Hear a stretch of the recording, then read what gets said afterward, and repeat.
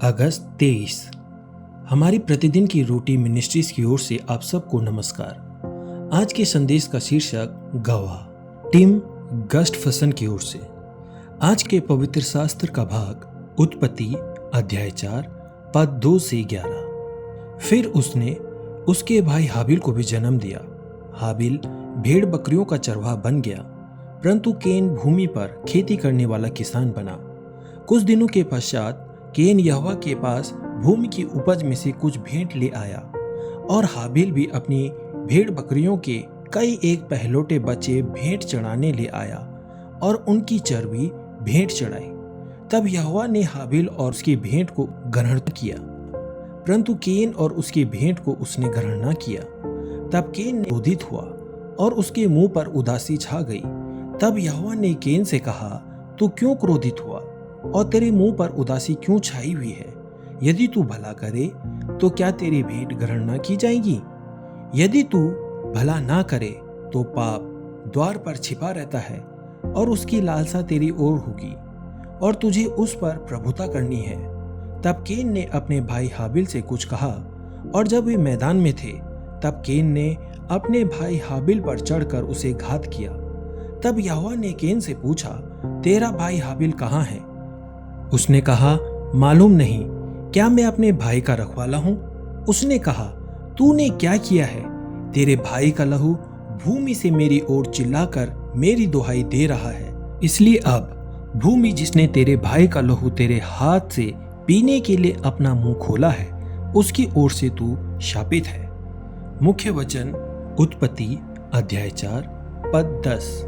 तेरे भाई का लहू भूमि से मेरी ओर चिल्लाकर मेरी दुहाई दे रहा है। हेनरी वर्ड्सवर्थ लॉन्गफेलो ने अपनी कविता द विटनेस में एक डूबे हुए गुलाम जहाज का वर्णन किया है। जब उन्होंने जंजीरों में जकड़े कंकालों के बारे में लिखा तो लॉन्गफेलो ने गुलामी के अनगिनत अनाम पीड़ितों के लिए शोक व्यक्त किया। अंतिम छंद में लिखा है, ये गुलामों की पीड़ाएं हैं, वे रसातल से चमकते हैं, वे अज्ञात कब्रों से चिल्लाते हैं, हम गवाह हैं। लेकिन ये गवाह किससे बात करते हैं? क्या ऐसी खामोश गवाही व्यर्थ नहीं है? एक साक्षी है जो यह सब देखता है। जब केन ने हाबिल को घात किया तो उसने दिखावा किया कि कुछ नहीं हुआ था। क्या मैं अपने भाई का रखवाला हूँ? उसने खारिज करते हुए ईश्वर से कहा, परंतु परमेश्वर ने कहा, तेरे भाई का लहू भूमि से मेरी ओर चिल्लाकर मेरी दुहाई दे रहा है। इसलिए अब भूमि जिसने तेरे भाई का लहू तेरे हाथ से पीने के लिए अपना मुंह खोला है, उसकी ओर से तू शापित है। केन का नाम एक चेतावनी के रूप में जीवित है।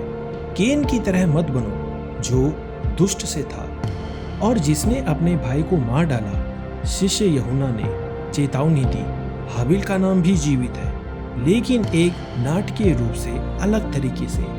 इब्रानियों के लेखक ने कहा, विश्वास से हाबिल ने केन से बेहतर भेंट परमेश्वर को चढ़ाई। विश्वास से हाबिल अभी भी बोलता है।